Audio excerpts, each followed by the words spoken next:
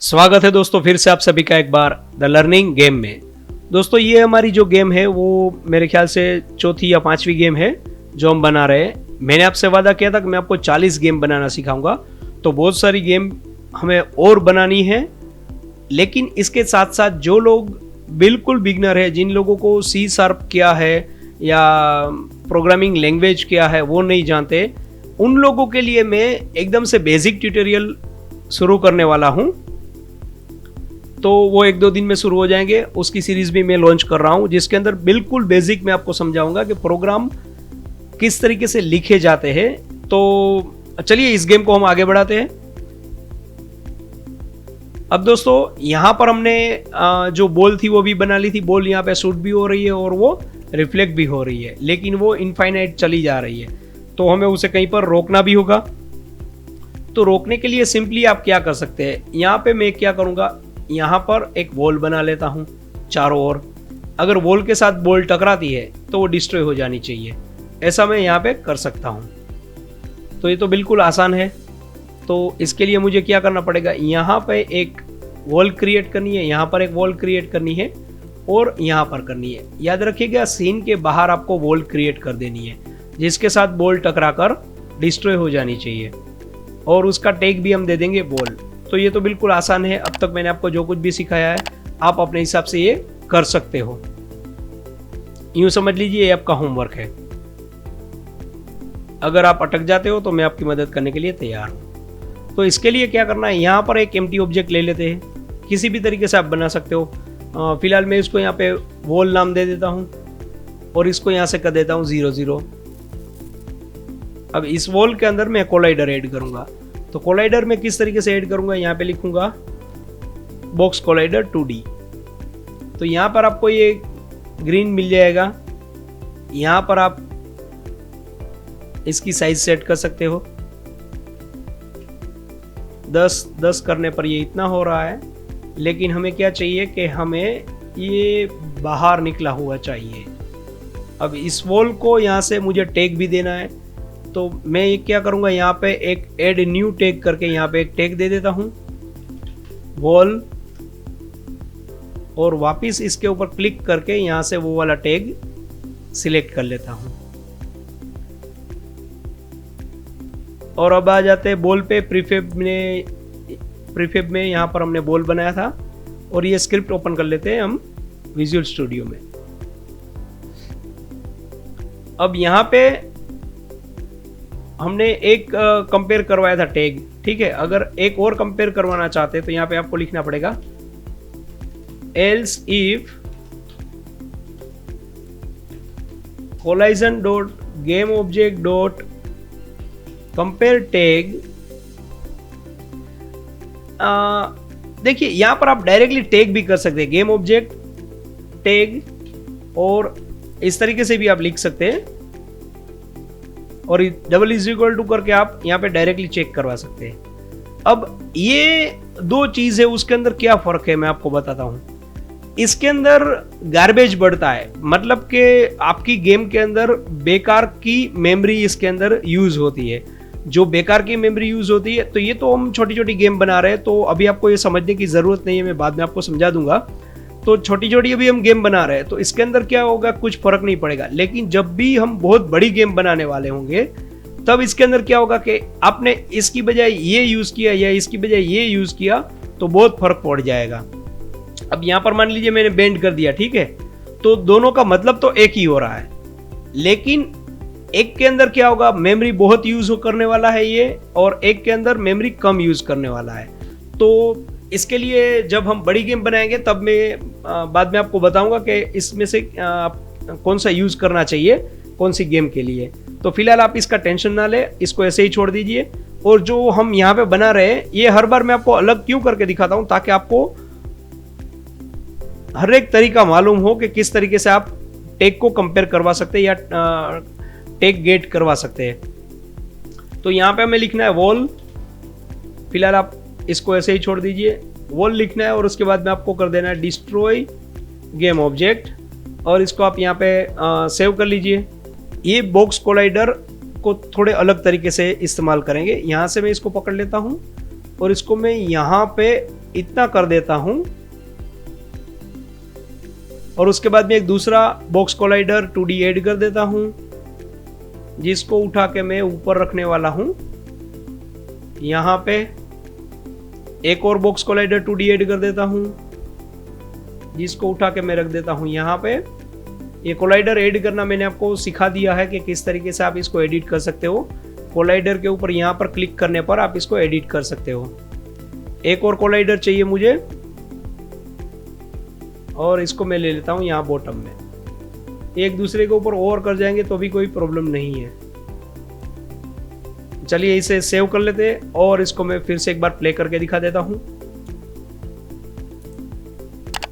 तो ये देखिए अब बॉल शूट हुई और जैसे ही इसके साथ में टकराई तो डिस्ट्रॉय हो गई, यहां से भी वो चली गई। फिर से एक बार प्ले करके दिखाता हूं। ये देखिए नीचे जा रही है और यहां से ये गायब हो गई। तो ये गेम अब इनफाइनाइट नहीं बन जाएगी। चलिए इसके अंदर हमें और क्या करना है, यहाँ पे एक बटन भी हमें लगाना है जिसके अंदर हमें फायर लिखना है। तो इसके लिए वापस आपको चलना पड़ेगा विजुअल स्टूडियो में। यहाँ पे आपको क्या करना है, ये जो गेट कंपोनेंट है उसके अंदर आपको यहाँ पे एक और कंपोनेंट गेट करवाना है। तो यहाँ पे मैं करूँगा M यानी कि माई स्प्राइट और यहाँ पे हमें करना है गेट कंपोनेंट। और गेट कंपोनेंट में हमें क्या गेट करवाना है, स्प्राइट रेंडरर। तो आपको SR लिखेंगे तो आपको यहाँ पे 2-3 ऑप्शन मिलेंगे, उसके अंदर से आपको स्प्राइट रेंडरर सिलेक्ट कर लेना है और उसके बाद में ये वाली साइन। अब देखिए यहाँ पर एरर आ रही होगी क्योंकि हमने इसे ऊपर डिक्लेयर नहीं किया है। तो हम क्या करेंगे, यहाँ पर इसे डिक्लेयर कर देते हैं और इसका नाम हम देंगे SR यानी कि स्प्राइट रेंडरर और इसको यहाँ पर हम पेस्ट कर देंगे। तो अब ये देखिए ये हमें यहाँ पर मिल रहा है। अब इसको हमें सेट करवाना है। किस तरीके से सेट करवाना है, इसका अल्फा और इसकी विजिबिलिटी हमें यहाँ से सेट करवानी है 0 तो यहाँ पे हम क्या करेंगे, लिखेंगे my sprite dot colour is equal to new colour.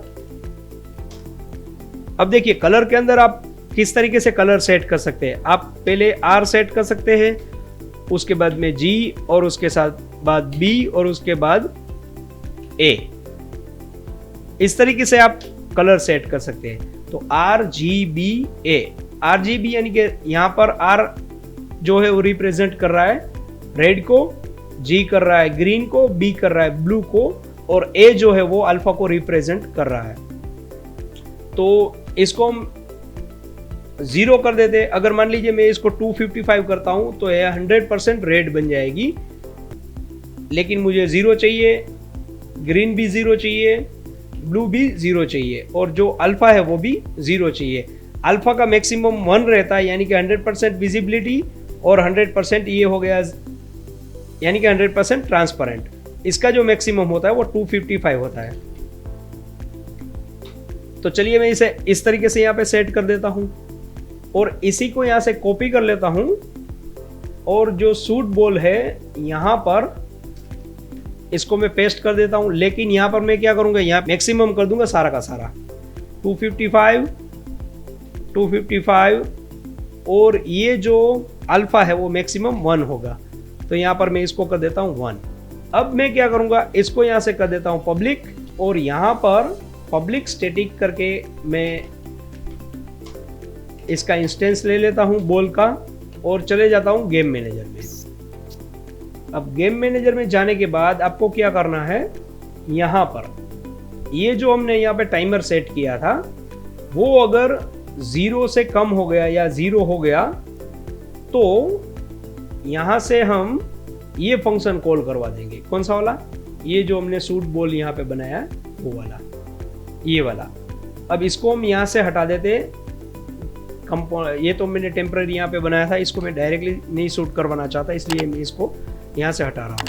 तो गेम मैनेजर के अंदर जाने के बाद आपको क्या करना है, यहाँ पे करना है ball dot instance dot shoot ball. तो यहाँ से ये फंक्शन डायरेक्टली कॉल हो जाएगा, ये वाला।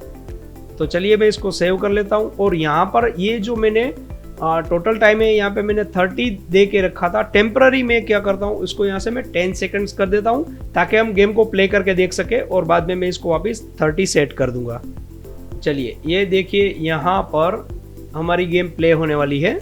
ये देखिए यहाँ पर 10 सेकंड के बाद में यहाँ पर बॉल भी नहीं दिखाई दे रही है, सिर्फ एरो दिखाई दे रहा है। 10 सेकंड होगी तो यहाँ से बॉल भी दिखाई देगी और शूट भी होगी।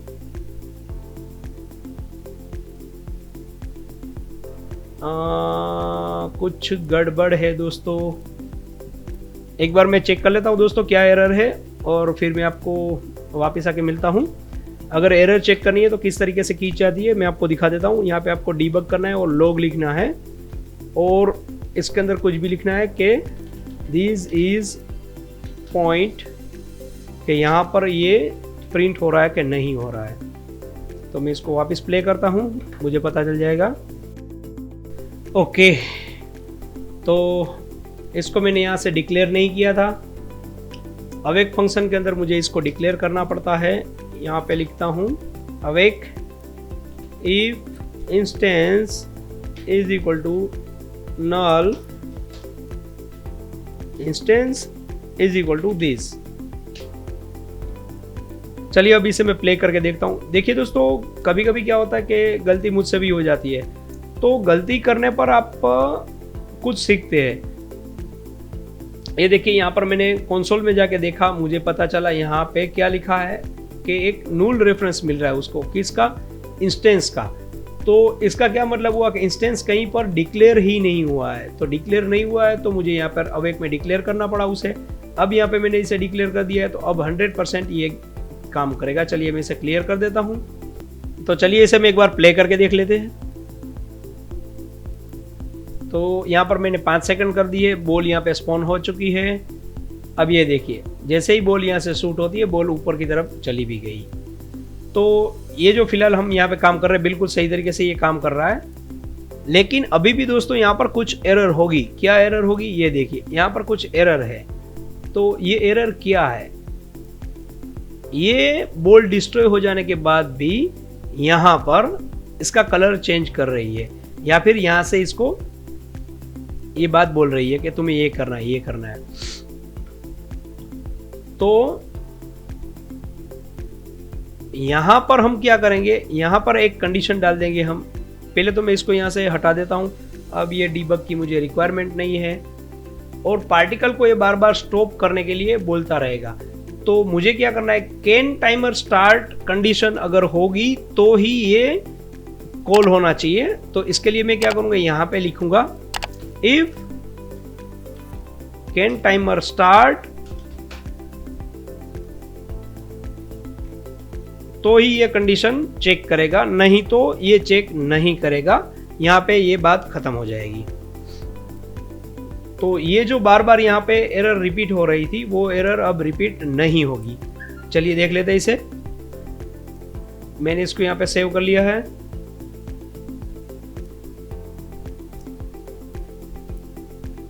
ये देखिए 5 सेकंड के बाद बॉल शूट होगी, नीचे की तरफ जाएगी, और बॉल डिस्ट्रॉय भी हो गई है, लेकिन कोई भी एरर नहीं है। ये देखिए पार्टिकल भी स्टॉप हो गए। अब ये जो मैंने एक डीबग करवाया था वो कहाँ से, चलिए ये भी एक ही बार प्रिंट हो रहा है। तो चलिए इसे मैं देख लेता हूँ, ये यहाँ से प्रिंट हो रहा है। तो इसका ये मतलब हुआ कि ये फंक्शन भी बिल्कुल सही तरीके से काम कर रहा है। अब इस डीबग की मुझे रिक्वायरमेंट नहीं है, तो मैं इसे यहाँ से हटा रहा हूँ। तो दोस्तों इस तरीके से आप किसी भी ऑब्जेक्ट की अल्फा सेट कर सकते हैं या उसका कलर सेट कर सकते हैं। मान लीजिए अगर बॉल अगर मुझे सिर्फ रेड दिखानी हो तो मैं यहाँ से 0 कर दूंगा। इसको भी मैं अगर 0 कर देता हूँ, ठीक है। चलिए इसे एक बार मैं प्ले करके दिखा देता हूँ। अब जो हमारी बॉल शूट होगी वो रेड कलर की होगी। ये देखिए रेड कलर की बॉल शूट हुई। अगर उसी तरीके से मान लीजिए मैं अगर यहाँ 255 की बजाय मैं यहाँ 0 कर देता हूँ और यहाँ पे मैं कर देता हूँ 255, तो ये ग्रीन शूट होगी। चलिए मैं इसे भी प्ले करके दिखा देता हूँ।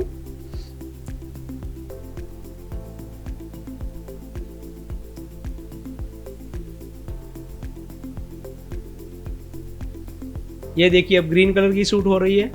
तो दोस्तों इस तरीके से आप यहाँ से स्प्राइट का कलर चेंज कर सकते हैं स्क्रिप्ट के द्वारा। और उसका अल्फा भी आप सेट कर सकते हैं। तो फिलहाल मैं इसको व्हाइट का व्हाइट ही रहने देता हूं और जो सारे कलर है उसको भी मैं 100% फिल कर देता हूं। अब दोस्तों यहाँ पर मुझे क्या चाहिए, ये जैसे ही बॉल इसके साथ में बैंड के साथ में टकरा है तो यहाँ पे कुछ इफेक्ट होनी चाहिए, जैसे कि ये बैंड से टकरा रही है तो बॉल के अंदर से कुछ थोड़ी बहुत बूंदे उछल कर गिर रही हो, ऐसा कुछ लगना चाहिए। तो ये सब कुछ मैं सेट करूंगा लेकिन अगले वीडियो में। दोस्तों एक बात मैं आपसे पूछना चाहता हूं, आपको ये मैं छोटी छोटी वीडियो बना के दिखा रहा हूं, ये आपको अच्छा लग रहा है या फिर एक साथ में बड़ी लंबी वीडियो बना के गेम आपको बनाना सिखा दूं, ये सही रहेगा? ये मैं इसलिए कर रहा हूं क्योंकि आपको अगर एक साथ लंबी वीडियो आप देखेंगे तो शायद कहीं पर एरर छूट जाएगी, तो आपको पता नहीं चलेगा कि कौन से चैप्टर में आप पहुंचे थे और एरर आई थी। तो इससे क्या होगा कि आपको एरर का तुरंत पता चल जाएगा और अलग अलग छोटी छोटी बातें आप अलग अलग वीडियो में सीख पाएंगे। इसलिए मैं इतनी छोटी छोटी वीडियो बना रहा हूं। अगर आप चाहे तो मैं एक लंबी वीडियो भी 2-3 लंबी वीडियो बना के ये गेम खत्म कर सकता हूं। तो आप मुझे कमेंट करके जरूर बताइएगा कि आपको किस प्रकार की वीडियो अच्छी लगती है। तो जल्दी जल्दी ये गेम खत्म कीजिए, हमें और भी कई गेम बनानी है। तो दोस्तों मिलते हैं अगले वीडियो में, तब तक के लिए हैप्पी लर्निंग।